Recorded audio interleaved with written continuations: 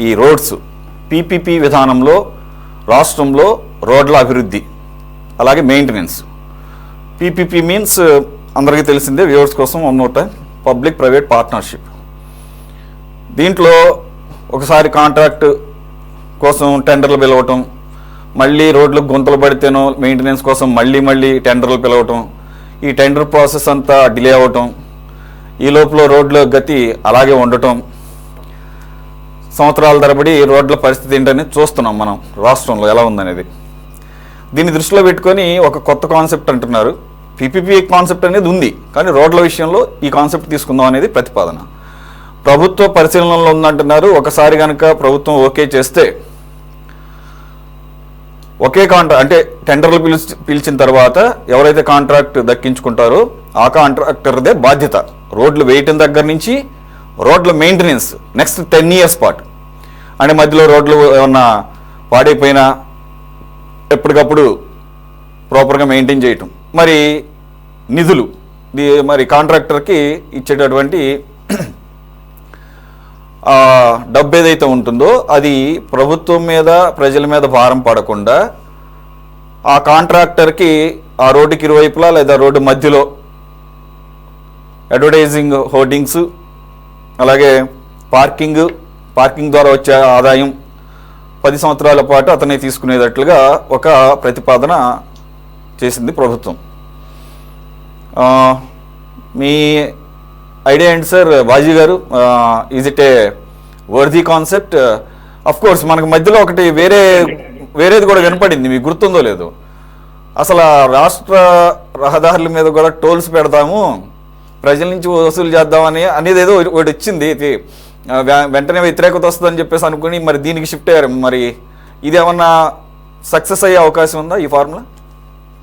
ఖచ్చితంగా ఇది మంచి ఆహ్వానించదగిన ఆలోచన అండి.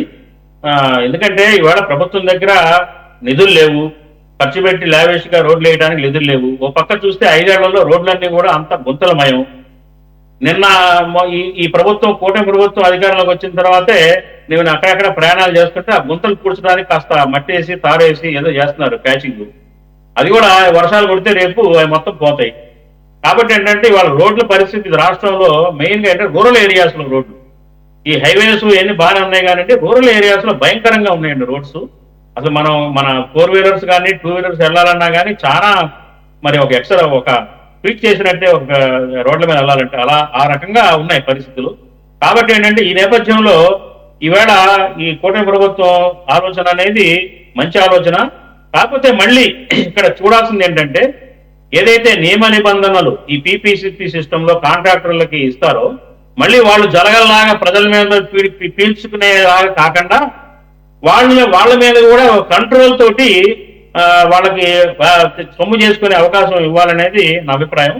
దానికి ఏంటంటే ఈ హోర్డింగ్స్ అడ్వర్టైజింగ్ మాత్రమే కాదండి, ఆ రోడ్డు పక్కన పెట్టుకునే హోటల్స్ కానివ్వండి, ఆ హోటల్స్ మీద కొంత రాయల్టీగా అలా అయినా వాళ్ళ ఆదాయాన్ని వాళ్ళు రికవరీ చేసుకోవచ్చు. తప్పించి ఈ టోల్ పెట్టడం ఏదైతే రూరల్ ఏరియాలో ఉన్న రోడ్ల మీద కూడా టోల్ గేట్స్ పెట్టడం అనేది కరెక్ట్ కాదు. అది విరమించుకోవాలి అలా ఆలోచన ఉంటే కనుక. ఎందుకంటే ఆ టోల్స్ మీద ఇవాళ టోల్ తీసేస్తున్నారు హైవేల మీద మనం చూస్తున్నాం. ఇవాళ టోల్ ఇప్పుడు మీరు బెజవాడలో ఉన్నారు, గుంటూరు వెళ్ళే ఆ టోల్ గేట్ కాజా దగ్గర ఉన్న టోల్ గేటే మీకు 150 రూపాయలు ఎంత ఛార్జ్ వసూలు చేస్తున్నారు ఒక ట్రిప్కి. అటు ఇటు రావాలంటే 200 రూపాయల పైన మరి కలెక్ట్ చేస్తున్నారు. చాలా ఎక్స్పెన్సివ్ గా ఉంది టోల్ గేట్ ఫీజులు. అలా కాకుండా ఏంటంటే టోల్ గేట్ సిస్టమ్ కాకుండా ఇతరితర విధానాలు ఏదైతే ఉన్నాయో ఆ చుట్టుపక్కల రోడ్డుకి అటు ఇటు ఉండే హోర్డింగ్స్, మీరు అన్నట్టుగా హోర్డింగ్స్ కానివ్వండి, అలాగే ఈ హోటల్స్ కి రెంట్కి ఇచ్చే అక్కడ పెట్టుకున్న హోటల్స్ మీద కొంత రాయల్టీ కానివ్వండి, ఆ రకంగా కొంత వీళ్ళు 10 ఏళ్లలో వాళ్ళకు పెట్టిన పెట్టుబడులు తీసుకోవడం చేయొచ్చు. అదొక సూచన. రెండో పాయింట్ ఏంటంటే నేను గతంలో కూడా ఈ కాంట్రాక్టర్లు ఎవరైతే ఉన్నారో రోడ్డు మెయింటెనెన్స్ అని చెప్పేసి తీసుకున్నవి కూడా ఉన్నాయి కొన్ని సందర్భాలు. కాకపోతే వాళ్ళ కాంట్రాక్టర్లు దక్కించుకున్నప్పుడు ఉన్నంత ధ్యాస తర్వాత వాళ్ళు మెయింటైన్ చేయటం లేదు. రోడ్లు వేసిన తర్వాత పగిలిపోయినా తొందరగా అన్ని కుంగిపోయినా కానీ పట్టించుకోని పరిస్థితులు కూడా మనం చూసాం. అలా కాకుండా ఏంటంటే దానికి కూడా ఏంటంటే వీళ్ళు ఖచ్చితంగా పాటించేటట్టు ఒక చెక్ ఉండాలి, స్క్రూటినీ ఉండాలి, చెక్ ఉండాలి. వీళ్ళు రోడ్లు వేసిన తర్వాత కూడా వాళ్ళు కరెక్ట్ మెయింటైన్ చేస్తున్నారా లేదా, చుట్టూ గ్రీనరీ మెయింటైన్ చేస్తున్నారా లేదా, అట్లాగే అక్కడ లైటింగ్ సిస్టమ్ కరెక్ట్ గా చేస్తున్నారా లేదు, ఇవన్నీ కూడా ప్రభుత్వ ఆధ్వర్యంలో పర్యవేక్షణ ఉండాలి. అవి చక్కగా జరిగేటట్లు కూడా చూడాలి. ఈ టోల్ గేట్ల రూపంగా ఇంకో రూపంగా ప్రజల్ని జలగల్లాగా మళ్ళీ వాళ్ళు ఒక కొత్త సమస్య క్రియేట్ చేయకుండా ఒక సరళీకృతమైన విధానంలో వాళ్ళకి అవకాశం ఇస్తే బాగుంటుంది. రాష్ట్రంలో రోడ్ల పరిస్థితి అంతా కూడా చక్కగా మంచిగా తయారవుతుంది. ప్రజలు కూడా హ్యాపీగా రోడ్ల మీద ప్రయాణాలు చేసుకుంటారని నా ఉద్దేశం. రైట్ బాజీ గారు. సార్ కోటేశ్వర గారు, మనం ఎప్పుడైతే రాష్ట్ర రహదారుల మీద కూడా టోల్స్ అనే కాన్సెప్ట్ ఏదో చేస్తుంది అని కూటమి ప్రభుత్వం అనగానే ఒకసారికి విస్తుపోయాము. మనం అనుకున్నాము నిజంగా దానికి ఐ మీన్ అట్లా కనుక వెళితే జనాలే తోలు తీస్తారని చెప్పేసి, మరి అది గుర్తించిందేమో కూటమి ప్రభుత్వం. ఈ పీపీపీ విధానం అంటున్నారు సార్, ఈ మోడల్ మీద మీ అభిప్రాయం సార్? ఇది కూడా అదే.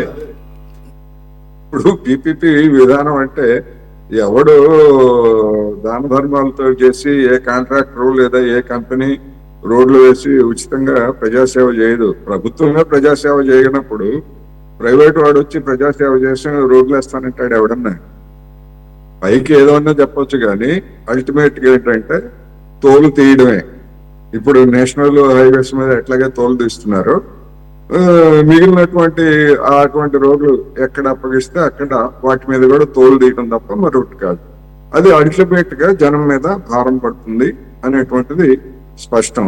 పైకి ఏదన్నా చెప్పొచ్చు, ఎట్లా చేస్తారు పబ్లిక్? ఇప్పుడు ఎన్హెచ్ కూడా అదే కదా, నేషనల్ హైవేస్ కూడా మెయింటెనెన్స్ కు దానికని వాళ్ళు టోల్ ట్యాక్స్. రెండోది సెంట్రల్ గవర్నమెంట్ పెట్రోల్ డీజిల్ మీద హైవేస్ రోడ్డు సెస్ పేరుతోటి కొన్ని వేల కోట్ల రూపాయలు వసూలు చేస్తా ఉంది. ఒకవైపు పెట్రోల్ డీజిల్ మీద వసూలు చేస్తూ మళ్ళా ఆ రోడ్ల మీద ప్రయాణించినందుకు వాహనాల మీద టోల్ ట్యాక్స్. మరి రాష్ట్ర ప్రభుత్వం అప్పనంగా ఏ కాంట్రాక్టర్ రోడ్డు వేయడానికో లేకపోతే దాన్ని మెయింటైన్ చేయడానికో రాడు. వాడికి లాభం లేకపోతే ఎందుకు పెట్టుబడి పెడతాడు?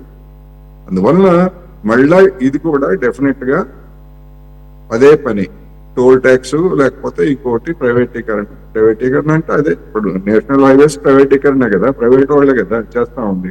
ఇది కూడా అంతే. అంతకుమించి ఏదో ఒరగబెడతారని నాకైతే నమ్మకం లేదు. డెఫినెట్ గా జనం మీద భారం మోపుతారు, రైతుల మీద కూడా. ఎందుకంటే నేషనల్ హైవేస్ మీద ట్రాక్టర్లు లేకపోతే ఇటువంటి ఎక్కడన్నా కొన్ని చోట్ల వెళ్ళొచ్చు, కానీ ఇప్పుడు జిల్లాల్లో అంతర్గతంగా ఉండేటువంటి స్టేట్ హైవేస్ మీద లేదా కొన్ని ప్రధానమైనటువంటి రోడ్ల మీద ట్రాక్టర్లు తిరుగుతుంటారు, మార్కెటింగ్ యార్డ్లకు వెళ్ళటం లేకపోతే ఇంక ఇతరత్ర అటువంటి వాటి మీద కూడా విధిస్తారు. అందుకని అది ఎవరికైనా అది భారం మోపేదే తప్ప మరొకటి కాదనేది నా అభిప్రాయం. ఇక్కడ ఏమని ప్రస్తుతానికి వచ్చిన ఇన్ఫర్మేషన్, ఇది ఇంకా యాక్చువల్ గా గవర్నమెంట్ అప్రూవల్ ఇంకా రాలేదంటున్నారు. ఇది డిపిఆర్లు రెడీ చేస్తున్నారు అంటున్నారు. అసలు టోటల్గా ప్రాజెక్ట్ ఎలా చేద్దామని చెప్పేసి దానిలో భాగంగా ముందస్తుగా ఒక 642 కిలోమీటర్లు 16 కార్పొరేషన్లు సెలెక్ట్ చేశారు. దాంట్లో మేజర్గా వచ్చేసరికి వైజాగ్ వినపడుతుంది సార్. వైజాగ్లోనే దాదాపుగా 253 కిలోమీటర్లు అంటున్నారు. అయితే ఇక్కడ కాంట్రాక్టర్కి ఆదాయం ఎలా అనేసరికి ఈ రకమైనటువంటి ఆలోచనతో ఉన్నారు. రెండు వైపులా అడ్వర్టైజింగ్ హోర్డింగ్స్ అలాగే పార్కింగ్ అంటున్నారు. ఇప్పుడు మీరు అన్నట్టు కరెక్టే. ఇప్పుడు పార్కింగ్ మీద కూడా ఫీజులు భారీ వసూలు చేస్తే మరి దానికి ఏ స్థాయిలో వసూలు చేస్తారో తెలియదు కదా ముందే. టోల్ ట్యాక్స్ బదులు ఒకవేళ టోల్ పెట్టకపోతే ఈ రకంగా పార్కింగ్ మీద రాదు, రూపాయి రాదు. ఒకటి స్టేట్ హైవేస్ మీద లేకపోతే జిల్లాలో అంతర్గత రోడ్ల మీద పార్కింగ్ చేసేవాడు ఎవడుంటాడు అనేటువంటిది ఒక ఫండమెంటల్ క్వశ్చన్. రెండోది, రోడ్ల పక్కన హోర్డింగ్స్ అనేటువంటివి పెట్టకూడదు. ఎందుకంటే ప్రయాణించేటువంటి వాహనాల వాళ్ళ దృష్టి వెళ్తే యాక్సిడెంట్లకు కారణం అవుతాయి. అది నిబంధనలకు విరుద్ధం. అది అటువంటిది ఎవరైనా పిచ్చి పని చేసేట్లయితే యాక్సిడెంట్ అయితే బాధ్యులు? ఏ హోర్డింగ్ అయినా పెడతారు కదా ఒకసారి రేటుకి ఇచ్చిన తర్వాత. అందుకని కింగ్ ఫిషర్ బొమ్మ అయినా పెడతారు, విజయమాల్య కింగ్ ఫిషర్ బొమ్మలైనా కూడా పెడతారు. అందుకని అది రాంగ్. అసలు ఏదో హోర్డింగ్స్ ఇస్తారు లేకపోతే పార్కింగ్ ఆల్రెడీ హైవేల మీద ఉంటున్నాయి కదా సార్. హైవేల మీద పెద్ద పెద్ద హోర్డింగ్స్ ఉంటున్నాయి కదా ఆల్రెడీ. ఉండకూడదండి, నిబంధనలకు విరుద్ధం అండి. ఎవడన్నా పెడుతున్నారు కదా హైవే, కేంద్ర ప్రభుత్వమే యాక్సెప్ట్ చేస్తుంది. దాన్ని ఏం చేస్తాం చెప్పండి. అది ప్రమాదకరం అండి. లక్షల రూపాయలు ఛార్జ్ చేస్తున్నారు. చార్జ్ చేస్తున్నారు, అది ప్రమాదకరం. అది నేను ఏమంటున్నాను అది, ఎందుకంటే మీరు అన్నది కరెక్టే. బట్ ఇవాళ ఉన్నాయి కదా ఆల్రెడీ ఉన్న రోడ్ల మీద, నేషనల్ హైవేస్, అన్ని నేషనల్ హైవేస్ మీద మనకి పెద్ద పెద్ద హోర్డింగ్స్ నేషనల్ హైవేస్ మీద ఉన్నాయి. మరి రన్నింగ్ లో ఉన్న ఫీటే కదా సార్ అది. నాకైతే ఎక్కడ కనపడలేదు. మరి మీరు ఎక్కడ చూసారో నాకైతే ఐడియా లేదు. అనేక అనేక అనేక నేషనల్ హైవేస్ మీద మనం చూస్తుంటే పెద్ద పెద్ద పర్మనెంట్ పోల్స్ పెట్టి వల్ల పెడుతున్నారు సార్. బాజీ గారు అక్కడ కండిషనల్ గా ఉంటుందండి, అంటే కొన్ని ఎంతవరకు పెట్టాలి, ఏ స్థాయిలో పెట్టాలి, లేకపోతే ఏమైనా ఉంటుందేమో మరి అట్లా మనకు తెలీదు. ఒక పరిధి, లేదంటే ఆ పరిధి కూడా ఏమైనా ఉంటుందేమో. ఇప్పుడు డిస్టెన్స్ నేషనల్ హైవేకి ఇన్ని మీటర్ల దూరంలో బార్లు పెట్టకూడదు, ఇట్లాంటివన్నీ ఉన్నాయి కదా, నిబంధనలన్నీ ఉన్నాయి. జనం దృష్టిని మళ్లించి ప్రమాదాలకు కారణమయ్యేటువంటి హోర్డింగ్స్ అయితే పెట్టకూడదు నాకు తెలిసినంత వరకు. అది ఉన్నటువంటి రూలు. లేదు దానికి మినహాయింపులు ఏమన్నా ఉంటే అది నేను అంతగా దాని గురించి ఎప్పుడు పరిశీలించలేదు. నేను విజయవాడ, హైదరాబాదు ఈ హైవేలో చూసినప్పుడు నేను కూడా కార్ డ్రైవ్ చేసుకొని వెళ్తాను మా ఊరు వెళ్ళేటప్పుడు. నాకు అటువంటి చెన్నై, విజయవాడ, వైజాగ్ హైవేస్ మీద ఉన్నాయి సార్ హోర్డింగ్స్. చూడాలి. అదే మీరు చెప్పారు, అందుకని దాని అనేది ఏంటంటే విచ్చలవిడిగా కాకుండా దానికి ఏదో నామ్స్ ఉంటాయి అనుకుంటా. అంటే ఇన్ని మీటర్లకి ఉండాలనేది నామ్స్ ఉండుంటాయి. అఫ్ కోర్స్ అది అది అవసరమే. కానీ ఇప్పుడు రూరల్ ఏరియాస్ లో రోడ్స్ మీద మాత్రం అనుమతిస్తే మాత్రం అడుగడుగునా దర్శనం ఇస్తాయి హోర్డింగ్స్, అందులో అనుమానం లేదు. ఇప్పుడు హైదరాబాద్ లో రాజీవ్ గాంధీ ఇంటర్నేషనల్ ఎయిర్పోర్ట్ కి వెళ్ళేటువంటి ఆ ప్రాంగణంలో పెద్ద ఎత్తున హోర్డింగ్స్ ఉన్నమాట వాస్తవం. కానీ అది నేషనల్ హైవే కాదు, లిమిటెడ్ ఏరియా, అది ఒక ప్రైవేటు ప్రాంగణం. అందుకని నేషనల్ హైవే మీద కానీ స్టేట్ హైవే మీద కానీ అటువంటి పాసిబిలిటీ ఉంటుంది. ఏమైనప్పటికీ ప్రయాణికుల లేదా వాహనదారుల భద్రత రీత్యా అవసరమైనటువంటి నిబంధనలన్నింటినీ పాటించాలి. డెఫినెట్ గా టోల్ వసూలు చేస్తారనేది నా అభిప్రాయం. అవును. రెండోది సార్, ఇప్పుడు ఈ పార్కింగ్, మరి పార్కింగ్ అంటే జనరల్గా మనం కొన్ని ప్రాంతాల్లో మోస్ట్ ఆఫ్ ది టైమ్ ఫ్రీగానే ఉంటుంది, ఎక్కడో కమర్షియల్ ప్లేసెస్ కాంప్లెక్స్లో అయితే తప్ప. మరి ఈ రకంగా పార్కింగ్ మీద వచ్చే ఆదాయం కాంట్రాక్టర్ కంటే మరి అదే కండిషన్స్ ఎలా ఉంటాయి, ఏంటి నామ్స్ ఎలా ఉంటాయి అనేది చూడాలి. హైదరాబాద్ ఓఆర్ఆర్ మీద కానీ లేదా నేషనల్ హైవేస్ మీద కానీ టోలు చెల్లించి వెళ్ళిన తర్వాత పార్కింగ్ ప్లేసెస్ ఉన్నాయి కదా అనేక ప్రాంతాల్లో, దానికేమి ఛార్జ్ చేయరు కదా. మరి స్టేట్ హైవేస్ లో పార్కింగ్ కి ప్రత్యేకంగా ఛార్జ్ ఎట్లా చేస్తారు టోల్ లేకుండా? ఎందుకని ఇవన్నీ కూడా సందేహాలు ఉన్నాయి. అయితే ఒకటి, పాలసీ అనేటువంటి దాన్ని ప్రకటించనివ్వండి. ప్రకటించిన తర్వాత ఏముంటాయి ఏముండదు, వాటి ఇంప్లికేషన్స్ ఏంటనేటువంటిది అప్పుడు చర్చించవచ్చు. నాకైతే మాత్రం డెఫినెట్ గా టోల్ లేకుండా ఏ కాంట్రాక్టర్ ముందుకు రాడు. అంత దయాదాక్షిణ్యాలతోటి దాని ధర్మాలతో చేసేటువంటి వాళ్ళు ఎవరు లేరు. ప్రభుత్వమే బాధ్యతల నుంచి తప్పించుకుంటా ఉంటే ప్రైవేట్ వాడు ఇచ్చి ఎవడు ఫ్రీగా ఎవడు చేస్తాడండి. రైట్.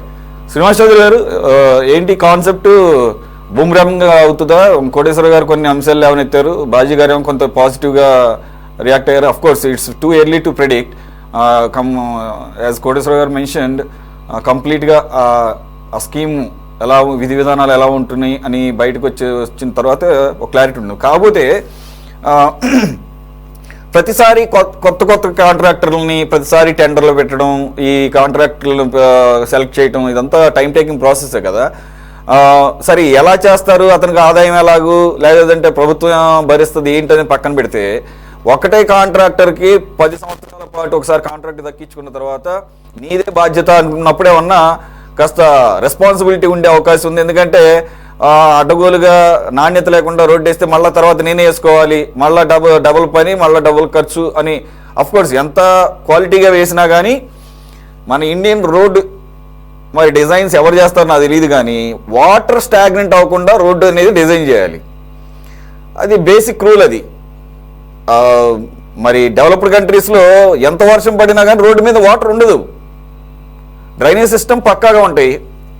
అవి మెయింటైన్ చేయాలి. ఫస్ట్ ఆఫ్ ఆల్ అసలు రోడ్లు గుంతలు పట్టడానికి ప్రధాన కారణం రోడ్లు వేయటం క్వాలిటీ ఒక ఎత్తు అయితే, ఎంత క్వాలిటీగా వేసినా కానీ వర్షాలు పడినప్పుడు మాత్రం రోడ్డు పాడైపోతుంది, మళ్ళీ వర్షాకాలం తర్వాత వేయాల్సిందే. అది ఇక్కడ ఎందుకని అలా జరుగుతుంది రిపీటెడ్గా? మనం హైదరాబాద్లో ఇప్పుడు నీరు నిల్వ లేకుండా అలాగే ఫ్రీగా పోయేటట్టుగా ముందు దాని మీద దృష్టి పెట్టాలి అనేది నాకు అనిపిస్తుంది. మరి కాంట్రాక్టర్ ఆడు మాత్రం ఏం చేస్తాడు, డ్రైనేజ్ సిస్టమ్ సరిగ్గా లేనప్పుడు ప్రతిసారి సీజనల్గా వేసుకుంటూ పోవాలనుకున్నప్పుడు మరి కష్టమే, ఎవడు ముందుకు వస్తాడనేది. సార్ మీకు ఏమన్నా ఐడియా ఉందా? సార్ సురేష్ గారు, రహదారులు నాగరికతను సూచిస్తాయని చెప్పేది పాత నానుడు. ఏ రాష్ట్రానికైనా ఏ దేశానికైనా రహదారులు అనేవి వాళ్ళకి నాగరికతకి ఇచ్చాము. ఎప్పుడో అశోకుడు చెట్లు నాటాడు, బాటలు వేసాడని చెప్పి మనం చదువుకోం. అయితే ఈరోజు అనేక రకాల మార్పులు, పరిపాలన మార్పులు వచ్చిన తర్వాత పూర్తిగా రహదారులు అనేటివి ఏదో ప్రజలకు సంబంధించిన విషయం, మాకు సంబంధించిన విషయం కాదని గత ప్రభుత్వం గుంతలమయం చేసింది. కొన్ని వందల మంది ప్రాణాలకు బలి తీసుకునేది, యాక్సిడెంట్లు జరిగాయి, చాలా ఆస్తి నష్టం, ప్రాణ నష్టం కూడా జరిగింది. దాన్ని తెలుసుకున్న తర్వాత ఇప్పుడు మీరు అన్నట్టు పబ్లిక్ ప్రైవేట్ పార్ట్నర్షిప్ కింద PPA ఒప్పందాల కింద రోడ్లు వేయాలని. రోడ్లలో టోల్ ప్లాజాలు ఏమి ఉండవు సార్. పార్కింగ్ మీరు అన్నట్టు పార్కింగ్ రోడ్లో పెట్టరండి. సపరేట్ గా స్పేస్ ఇచ్చి, ఇప్పుడు హెవీ లారీలు వస్తాయి, హెవీ కంటైనర్స్ వస్తాయి, వాళ్ళు 6 గంటలు 7 గంటలు తోటిన తర్వాత ఒక చోట ఆపేసి నిద్రపోతారు. అట్లాంటి వారికి పార్కింగ్ ప్లేస్ ఇస్తారు. అక్కడే రెస్టారెంట్ ఉంటుంది. అది మన రాష్ట్ర రహదారులు వేరు, జాతీయ రహదారులు వేరు.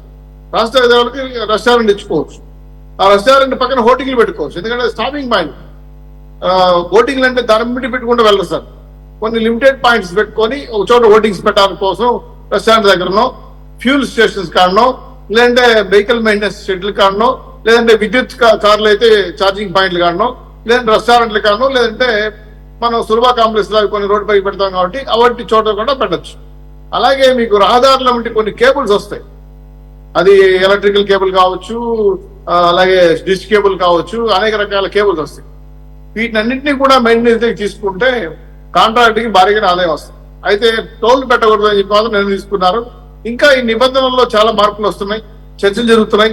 అలాగే R&D జరుగుతూ ఉంది. అలాగే అంతస్తు న్యాయ నిపుణులు సలహాదారులు తీసుకుంటున్నారు. రాష్ట్ర రహదారులు కాబట్టి ప్రత్యేకంగా ఏమైనా చట్టాలు ఉంటాయని చూసుకోవాలి. 10 ఏళ్ల పాటు కాంట్రాక్ట్ రోడ్లకి ఇచ్చేసిన తర్వాత ఆయన మెయింటైన్ చేస్తాడా, గాలికి వదిలేస్తాడా చూడాలి. కాబట్టి దాని నిబంధనలు ఎలా ఉంటాయి, ఇవన్నీ కూడా రాష్ట్ర పరిధిలో చట్టం కింద కేవలం చూసుకున్న తర్వాతనే ఇవన్నీ కూడా టెండర్లు ఇష్యూ చేస్తారు. అంతేగాని ఏదో ఈ రోడ్డు మీరు చేసుకోండి, మీ ఊరికి మీరు ఒకసారి గేట్ పెట్టుకోండి, వసూలు చేసుకోండి అనే విధంగా ఇంతకుముందు పాతకాలంలో బందిపోట్లు అని ఉండేవాడు, దారి దొబ్బుడుగాళ్ళకి. అలాగా ఓ దారి ఒకరికి ఇచ్చేసి దోసుకోండి అని చెప్పే పరిస్థితుల్లో మాత్రం రాష్ట్ర ప్రభుత్వం లేదు. అందరు సలహాలు తీసుకుంటారు. ఖచ్చితంగా టోల్ పెట్టి వసూలు చేయకూడదు నిర్ణయించుకున్నారు. దీనికి ప్రత్యామ్నాయ ఆదాయం కింద షాపింగ్స్ కానీ, షాపింగ్ మాల్స్ కొన్ని సెంటర్లు, ఇప్పుడు రెస్టారెంట్ అనుకో షాపింగ్ మాల్స్ పెడతారు, ఫిల్ సెంటర్లు పెడతారు, హోర్డింగ్స్ పెడతారు, పార్కింగ్ ప్లేస్ పెడతారు, అలాగే కొన్ని రెస్ట్ రూములు పెడతారు, మసాజ్ సెంటర్లు. మీరు ఫారిన్కి వెళ్ళారని చూడండి, మొత్తం జిగేల్ లైట్లు ఉంటాయి. నేను చాలా కంట్రీలు చూశాను. రోడ్డు ఉన్నప్పుడు చాలా హోర్డింగ్స్ చాలా పెద్ద పెద్దలు ఉంటాయి. అయితే ఇవి నిబంధనలు విరుద్ధమా, డ్రైవర్స్ ఇబ్బంది కలుగుతాయా, ఇవన్నీ కూడా చూడాలి.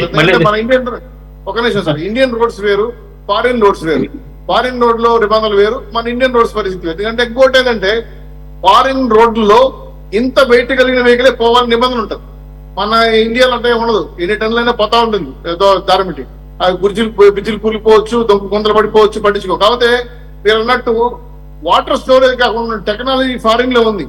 దాన్ని మనం సజెషన్ తీసుకొని ఆ రకమైన హ్యాష్ రోడ్స్ తీసుకురాగలిగితే అవి వాటర్ ని పీల్చుకొని భూమిలో వదిలేస్తాయి. అలాగే మీరంటే రోడ్ సైడ్ డ్రైనేజ్, మధ్యకాలంలో డ్రైనేజ్ కడుతున్నారు. రోడ్లు కొత్తగా ఇప్పుడు కొత్తగా ఏవైతే రోడ్లు వేస్తున్నారో నేషనల్ హైవేలు కానీ, రాష్ట్ర హైవేలు కానీ స్పెసిఫిక్ గా డ్రైనేజ్ కోసం కాలువ తీస్తున్నారు. అది మంచి సాంప్రదాయం. అది కానీ కొనసాగిస్తే మాత్రం ఖచ్చితంగా రోడ్లు సాధ్యమైన గుంతలు పడవు. అయితే ఇంకా కాంట్రాక్టర్లో నైపుణ్యత రావాల్సిన అవసరం ఉంది. మన ఇండియాలో రోడ్లన్నీ కూడా వేస్తే ఒక సంవత్సరం 2 ఏళ్ళు శాశ్వతంగా ఉంటాయని చెప్పలేకపోతున్నాం. నాణ్యత, పరిణామం, ఆ మిక్సింగ్, అలాగే క్వాలిటీ ఇవన్నీ చూసేటప్పుడు అనేక అవినీతి అక్రమాలు బయటపడతాయి. ఇప్పుడే చూస్తున్నాం. మీరే మా CRD రైతుల దగ్గరనే, రాష్ట్రం కోసం త్యాగం రైతుల దగ్గరనే బెంచికన్ సేల్ పెడుతున్నారంటే ఇంతకన్నా నిశ్చయం ఉండదు చెప్పండి. రేపు కాంట్రాక్ట్ దగ్గర 10 ఏళ్ళు అగ్రిమెంట్ చేసిన తర్వాత వాడు పూర్తి చేసి సిమెంట్ రోడ్ వేసేస్తాడా, లేదంటే తారేసి రోడ్ వేస్తాడా చూడాలి కదా. ఆ మెయింటెనెన్స్ ఎలా ఉంటుందో చూడాలి కదా.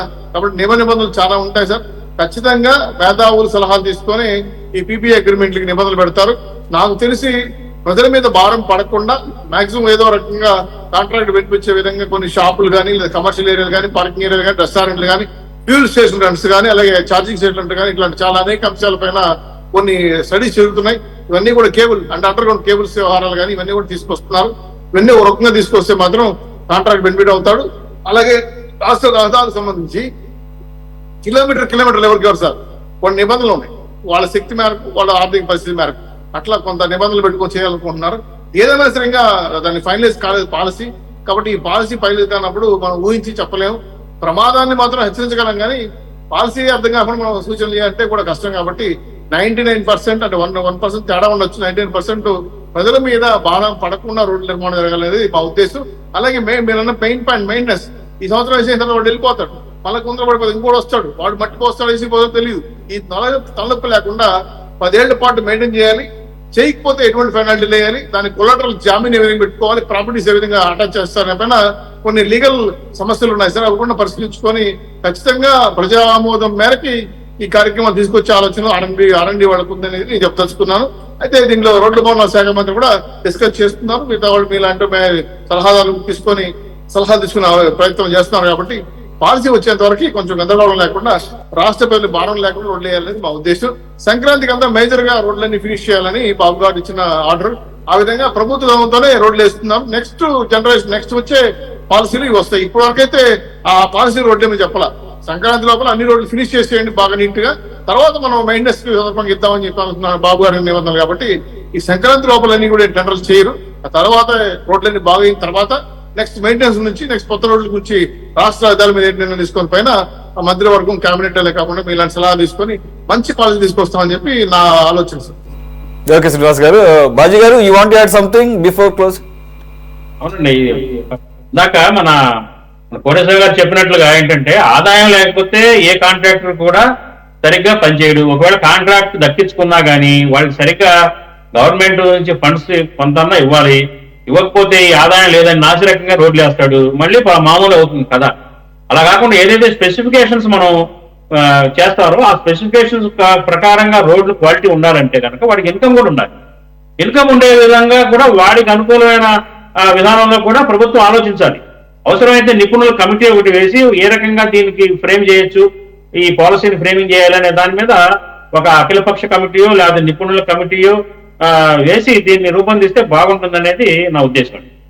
Right sir, thanks for joining Baji గారు, కోటేశ్వర గారు, శ్రీనివాస్ చౌదరి గారు. ఇది వాళ్ళ టాప్ డిబేట్. మరో అంశంతో మళ్ళీ కలుద్దాం. Stay tune to city 24/7.